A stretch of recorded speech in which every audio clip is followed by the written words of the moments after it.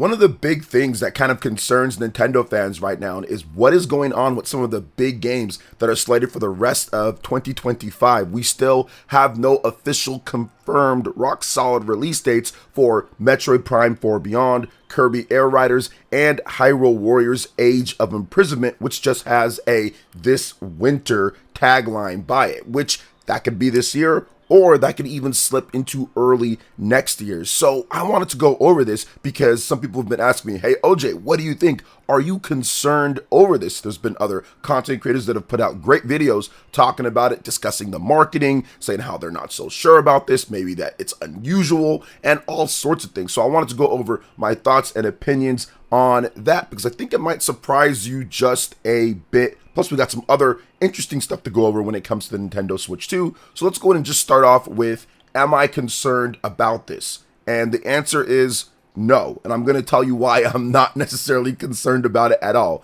One, because we've already got ratings for Metroid Prime 4 Beyond, in addition to Kirby Air Riders. Kirby Air Riders was just rated for the Nintendo Switch 2 in Saudi Arabia. So with ratings already available for these games are feature complete overall. The only way that I could see them slipping out of 2025 was if there was some type of massive problem or bugs or issues, and I just don't think Retro Studios, with their track record and what they're doing with Metroid Prime, and based off of what we saw with the game when it comes to the Nintendo Treehouse and everything, I just don't think that game is going to slip out from this year. In addition to Kirby Air Riders, that's Masahiro Sakurai at the helm. He is going to do what he needs to do to get the game done. And like I stated, the game was recently rated in Saudi Arabia, so the game is feature complete. Everything is done there. So I don't really think that there's any issue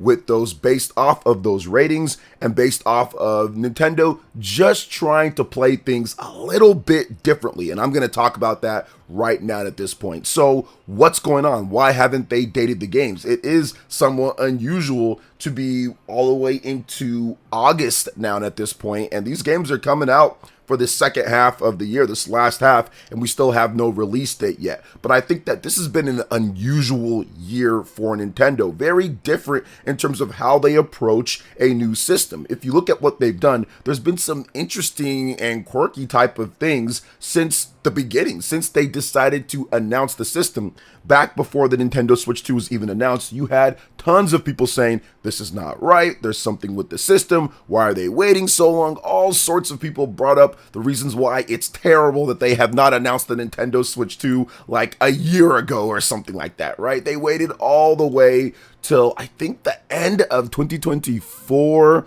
or like something like that, right? To say, hey, look, we've got this new system that we're working on and this and that. And then they waited all the way till I think it was January of this year to finally say, hey, look, this is the first look at the system. Then they waited again till April to say, all right, here's the actual system and everything, even though it was launching in June, which people really hated that. Like, I know the Nintendo Switch 2 came out now and it's been a huge success, and everyone's going to tell you, oh, they knew what was going on. But I'm telling you, there were videos, there were people that were sitting there complaining 24/7 about how Nintendo should have announced this thing before, and they waited too long to show off the system for real, and there's not enough time, and all sorts of stuff. And ultimately, the system came out and it did incredibly well. That is very different for a console manufacturer. You do not see anybody have that short of a lead up time between first talking about it, initial reveal, release of more information, and then launching the system. So that's the reason why I'm not really too worried, because they've been doing things completely weird and quirky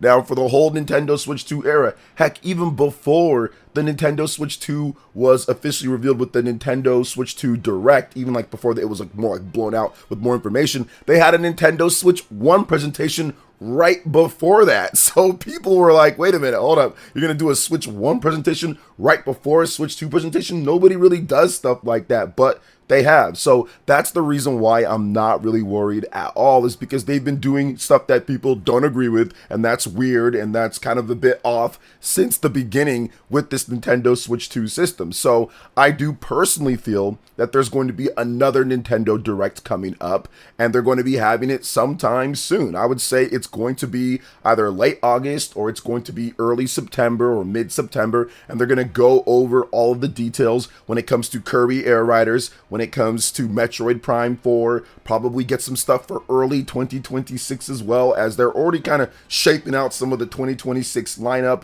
with Rhythm Heaven, in addition to Tomodachi Life, also Monster Hunter Stories 3. There's been some other games that have set for 2026 as well. So I fully expect Nintendo to come out and have another Nintendo Direct and have the games that I talked about here, give solid release dates for those games, in addition to other games as well, plus other big third-party titles when it comes to Final Fantasy VII Remake, in addition to Elden Ring. Maybe we get some of those other rumored games as well, like Tekken, and some of these other titles that we know are coming because there's been leaked SKUs, and there's been leaked information, or there's been ratings, or there's been some other things that has shown that these games are absolutely coming for sure. But that's how I think Nintendo's just playing it this time around with it. Now, with this month of August, they do have a couple different games here with Drag and Drive, in addition to Kirby and the Forgotten Land, Nintendo Switch 2 Edition, plus Star Cross World. So I think that can pretty much sustain them, along with Donkey Kong, in addition to Mario Kart World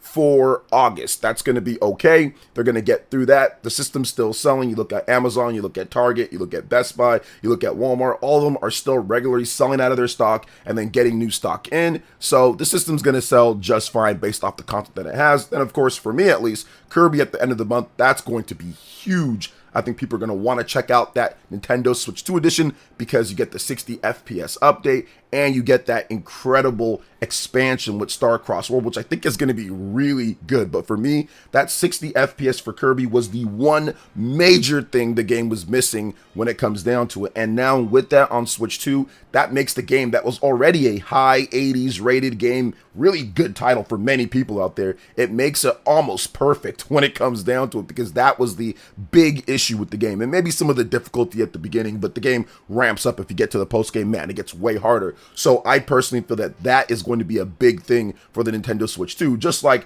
even like Mario Party Jamboree right now, plus Jamboree TV, that's selling really good on the eShop, even though that's nowhere near as good in terms of what they did and how they got that done. That's not that great, but people are buying it overall. But with Kirby, I think it's going to be great for the action platformer fans out there. So I think they're going to be fine going through this month, and then we're going to get that awesomeness when it comes to the rest of it, new Nintendo Direct. But that's just my thoughts and opinions. I could be wrong on it, but that's just how I think Nintendo's operating this year, kind of waiting down to the wire when it comes to certain things. So we'll probably see another Nintendo Direct later. But what are your thoughts on everything that I talked about here? Let me know in the comment section below. But before we get into the next topic, please make sure you hit that like button, subscribe if you are someone new, and click that notification bell to get my videos as soon as they drop. And let me know if you're worried about the upcoming Nintendo Switch 2 lineup or not in the comment section below. All right, let's go and get into the next topic here, and a very interesting thing from the most recent Nintendo Direct Partners Showcase.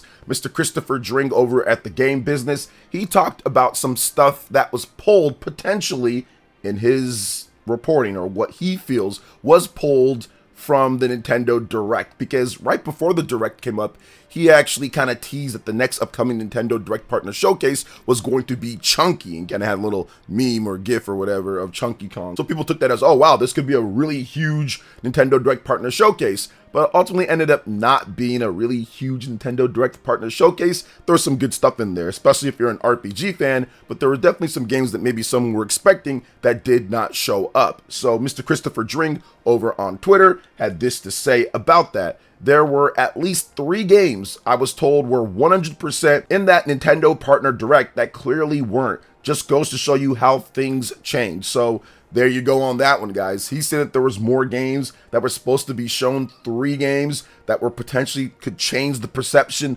of that partner showcase, and they just didn't show up. So very interesting to see that. Now, one other bit that kind of maybe makes this correct is that we did get some information that third-party developers don't always know if their game is going to show up in these showcases or not. There might be some that do, but some don't know that. So maybe these developers that told Christopher Dring this, they thought, oh, well, Nintendo wanted us to cut together a trailer, or Nintendo said something, and yeah, so our game's going to be there, and then all of a sudden it wasn't there, because they don't even know for sure if their game's going to be there or not. So I think that's probably maybe what happened here. And maybe those games do show up at a bigger Nintendo Direct. Maybe Nintendo felt that those games probably wouldn't make much of an impact down at this point, but they'll make a bigger impact at a bigger Nintendo Direct alongside Nintendo's first party games. Because if you go back and look at it, that Nintendo Direct partner showcase that we got, while there were, once again, great games, I'm loving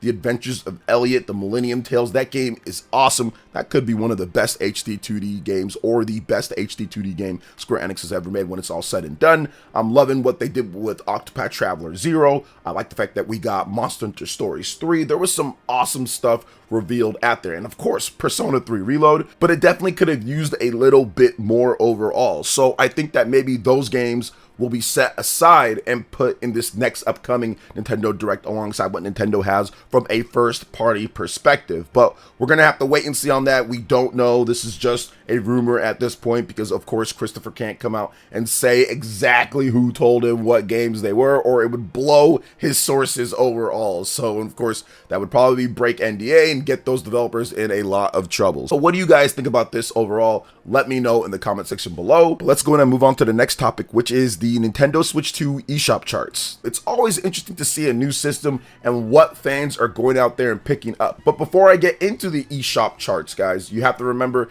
this is based off of revenue made, not actual units sold. And Nintendo changed this in order to stop a lot of these slop games, or a lot of the AI weird games, or a lot of the different titles that would discount their game all the way down to like $1 or $2, just to jump up the eShop charts, jump up the positioning, jump up the best sellers and all of that, just so they can be seen more by people that go on there. They changed it to revenue, and that change right there has made a profound difference on what games you will see, especially third-party wise, on the eShop charts when it comes to the Nintendo Switch 1 and of course the Nintendo Switch 2. So we're going to get into the eShop charts here, going from the bottom to the top. We've got a couple new entries in from the last time that I talked about it. Split Fiction is back in. It's been a pretty mainstay overall on the Nintendo Switch 2, but now it's right there at 15. WWE 2K25, The Legend of Zelda Breath of the Wild Upgrade Pack, Street Fighter 6, always good to see that in the top 15. Fantasy Life I Nintendo Switch 2 Edition, which I'm going to get a physical of that one. Legend of Zelda Tears of the Kingdom Nintendo Switch 2 Edition, Legend of Zelda Tears of the Kingdom Upgrade Pack, The Legend of Zelda Breath of the Wild Nintendo Switch 2 Edition, Cyberpunk 2077, Romancing Saga 2 Revenge of the Seven Nintendo Switch 2 Edition. This one's great to see that, because that's a great game even on Nintendo Switch 1, but it is 30 FPS, does have slower loading, the resolution's nowhere near as good, and they've upgraded that to look much more in line with the PlayStation 4/PlayStation 5 versions of the game. So I really like that they did that, and people are responding by upgrading that to the Nintendo Switch 2 Edition of that game. Check out the demo, it's there, although there's no Nintendo Switch 2 demo, but check out the demo if you like the core base of that game. You're gonna love it on the Nintendo Switch 2. So very good, 60 FPS on there, great game, tons of content. Madden first appeared on here. Best-selling third-party game right now at this point on the Nintendo Switch 2 eShop charts. Mario Kart World in at number 4. Super Mario Party Jamboree Upgrade Pack. Super Mario Party Jamboree Nintendo Switch 2 Edition plus Jamboree TV in at number 2. And Donkey Kong Bananza, once again, taking all the bananas at number 1. So yeah, very interesting eShop charts this week. Madden being the top third-party game. They do have a pretty big bundle on there. WWE falling down a bit quickly, but I think it's all about, at this point, what we see with Donkey Kong Bananza. Obviously, that's a huge game. People are still picking that up. Love to see that. It's still the #1 game on Amazon as well. And the Nintendo Switch 2 is the #1 system sold. It's 1 and 2 on Amazon here in the US. And in Japan, it's just a wash for the Nintendo Switch 2 overall. So yeah, I see that continuing with a lot of the games that are coming out as well. And of course, Donkey Kong, Mario Kart World pretty much carrying the Nintendo Switch 2 along with some of these other titles that are coming out. So what do you guys think about the eShop charts for this week? Let me know in the comment section below. But now we are going to move on to some more Donkey Kong Bonanza. And I thought about making this into a separate thing. But man, it's one of the crazy things that I saw that I think that you guys also need to see as well. So there's this person on Twitter, Necro, and he essentially put out a crazy clip of Donkey Kong Bonanza. This clip just goes absolutely ham as he's using the turf surf to jump up, chunk jump, flip, and really just process this. This is just crazy right here. He's just bypassing so many different obstacles and just going through this level, jumps and transfers over to a whole new island and turf surfs over through all of it seamlessly, just chunk jumping, turf surfing, and jumping from different sections to different sections overall, and doing things that I would have never even thought is possible with this game. Boom, to get right up to the top of the level. And that is just crazy in terms of things. But it just, once again, goes to show you how insane the level design and what the developers did, because I don't know if they knew exactly that people are going to be able to do this, but they put the tools in there and they positioned everything to where it was possible. Because when you play test, you got to see, okay, can I make this jump with this ability or not? Because you don't want to completely break things. So I think that they had an idea,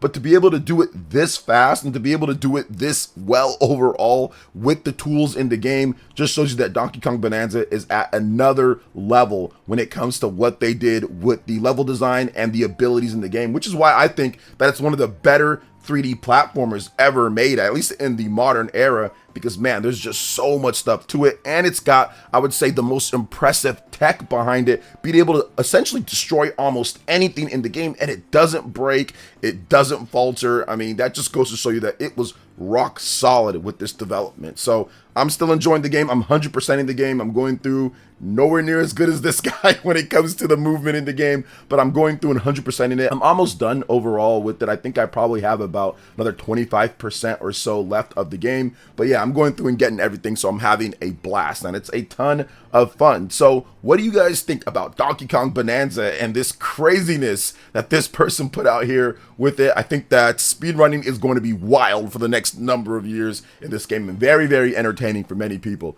So what do you guys think? Let me know in the comment section below. But now we are going to move on to one more topic here, and it's the Nintendo Switch and the original Nintendo Switch and what it sold, because it's now sold over 153 million units, and to be exact, 153.10 million units for the Nintendo Switch 1. That is less than or right around 1 million units away from passing the Nintendo DS. That is Nintendo's best-selling system of all time. One of the best-selling systems of all time. Number 2 when it comes to dedicated devices, behind the 160 million units of the PlayStation 2. Now, what makes, at least in my opinion, what makes the Nintendo Switch 1 the most impressive system of all time when it comes to sales is the fact that it never got an official price drop. It got a new model, which dropped the price overall for it to $200, but it never got an official price drop when it comes to it. Actually, it's gotten an official price increase at this point because of the tariffs that are happening right now, being levied 15% on Japan, 20% on Vietnam, and 30% on China. So there is a price increase when it comes to the Nintendo Switch 1. And over the last number of years, but even just outside of that, the fact that it was able to sell 153 million units plus without having an official price drop, that's just wild. Because if you look at the Nintendo DS and even the PlayStation 2, both of those systems got mass price drops and were a lot cheaper towards the end of its life. That helped them tack on more units. And in the PS2's case, that helped them tack on a lot more units with the really cheap $99 bundles, $150 bundles, and all of that. And the fact that the Nintendo Switch 1 has not got a single part of that at all, but still was able to sell 153 million units. Just goes to show you that Nintendo's brand is super strong at this point. And it's unfortunate though about the price increase. That just sucks, man. It really, really does. But man, the prices have been rising for a lot of different systems. Heck, even the Xbox Series S that is sold essentially really bad in comparison, that even got a price increase because of the tariff situation. Obviously, PS5 has gotten multiple price increases in multiple regions overall. But I think with the Nintendo Switch 1, I feel that can they actually pass up the PlayStation 2? I think that's going to be the big thing for many people out there. And I'm not so sure they can. I mean, with that price increase, it's going to be harder to do that now at this point with those prices going up. I mean, is it still possible? Sure. Nintendo Switch Lites maybe can take over, even though Switch OLED has been the better selling model since 2021 when it released. Nintendo Switch Lites can maybe go up. Those are pretty cool presents for younger kids and also people who want to maybe travel, have a smaller device. So that could still happen overall with this, but yeah, it's going to be a lot tougher to catch the PlayStation 2 now at this point with the price increase. But what do you guys think overall when it comes to everything that we discussed here? There was a lot of topics in conversation. I had fun myself, but what do you guys think? Let me know in the comment section below. All right, guys, that wraps it up for this video here. Thank you so much for watching. I do appreciate it. Please make sure you hit that like button, subscribe if you're someone new, click that notification bell, and check out my other Nintendo Switch 2 RPG content and more right here on screen. Thanks for watching, and we'll catch you guys for the next one. Peace.